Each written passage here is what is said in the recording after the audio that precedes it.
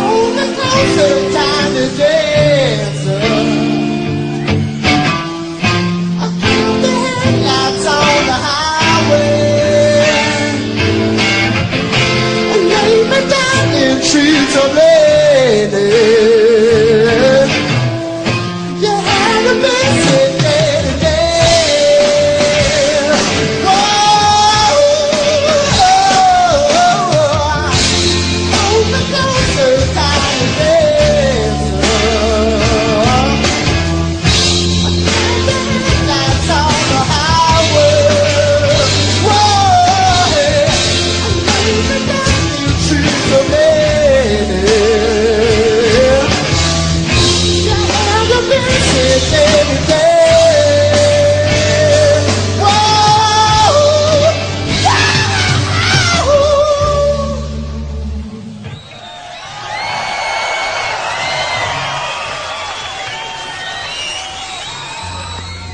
So, do you mind talking a little bit about the point when you left the Chili Peppers? No.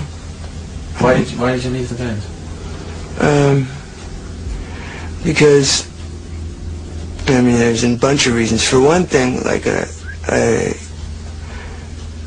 year before I quit, like, they knew I wanted to quit, and me and Flea once took a drive to a park after the first 2 months of touring, the American tour, which I was just miserable on. Like, I broke the band code of not bringing your girlfriend along on tour because I just couldn't do it without her. And I was happy whenever, you know, whenever I was on stage and looking at Flea or looking at Chad or looking into my amp and looking at the you know, at all the shapes of sound floating around. But I wasn't happy with anything else. So me and Flea took this drive to the park after that tour, and we were sitting there, and he said, is there anything you like about being in the band? And I said, no, there's nothing I like about being in the band at all. And he goes, nothing. And then I said, nothing except for playing with you. I love you. That's why I'm in the band, because I love playing with you. And he was like, oh, well, God, that's no reason to stay in the band if you're not happy. You know, he says that, but then he forgets it, and you know, and then like for a year, I was doing it, and then they're surprised when I quit, when he knew even back then that I wanted to quit, you know. But it's just that we were so close to each other, and it's just like, it's like just like his marriage or something, you know. If somebody says they want to break up, you don't keep it in your mind all the time when you're with them. So I enjoyed, you know, Flea, but that's about it. I just, you know, is that enough? Do you need me to say more? I don't know. You think that's enough? You have any questions to ask me about it? I mean, I could go into specific things and I could insult people, but no, we don't. I know, unless you feel like doing that. No, I've done it enough. Oh, you are not in public though, have you? No.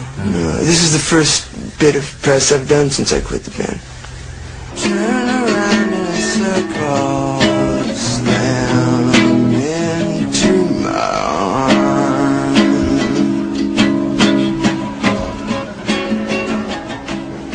When I joined the band, I couldn't believe that they like wanted to be this other thing than they were, you know. Like they didn't think, like I thought of them as huge stars, you know, but to them they weren't famous yet, you know, and they hadn't made it yet, and they wanted to be as big as Aerosmith or whatever, you know. And I couldn't, like, that was a shock, yeah. But it didn't bother me. I was happy as hell. But I hoped that we would stay at the level that we were at in popularity. So the real shock came when I found out that this record that we had been recording, this music that me and Flea had just gone nuts over for, you know, a few months, was actually going to be in record stores, and there would be a bunch of people going and buying it and then putting it on and listening to that music that we made. It had never occurred to me, literally, I'm serious. It had never entered my head. It was never a thought that went through my head that said, people are going to buy this and listen to it. A lot of people all over the world. Like when I first said it, I said all over the country, and then I realized, Jesus, all over the world. And I said it to Flea like 5 different ways, and he was going, yeah, yeah. And like, I was just like...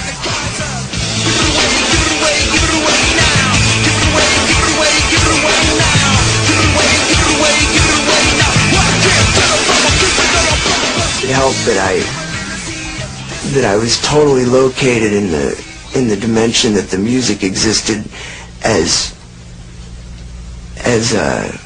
energy, and not the place that the music existed as words or as a thing to entertain people.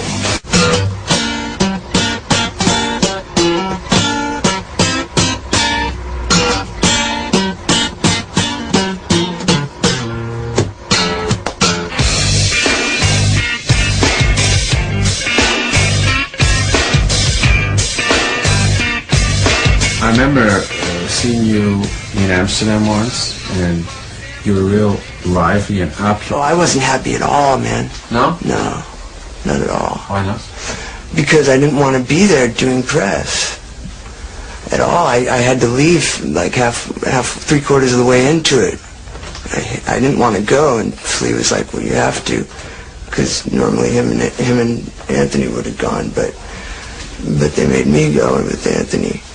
And I was just losing my mind. Like, I feel that when you speak about things, you're diarrheaing all over them. You just ruin whatever you're talking about. And I felt like I was diarrheaing all over this art that was really important to me. And I hated being told that I was a rock star. Oh, so I was saying, so Anthony would not, he felt like he couldn't joke around anymore because I was getting so serious because I was so angry about the whole press thing and the whole rock star thing. And then he would have looked like he didn't have any integrity if he would have just spouted off. So it was a really bad combination, And like, he was scared to say anything like he usually did, which was his thing. And so it was just awful. You mean he was trying to compensate for... No, he just imitated me. Oh? He would just imitate me, so then, because if I say, like, Van Gogh, blah, blah, blah, and then he says, whip out your cock and show it to my mother, like, it doesn't go together. Ah, I see.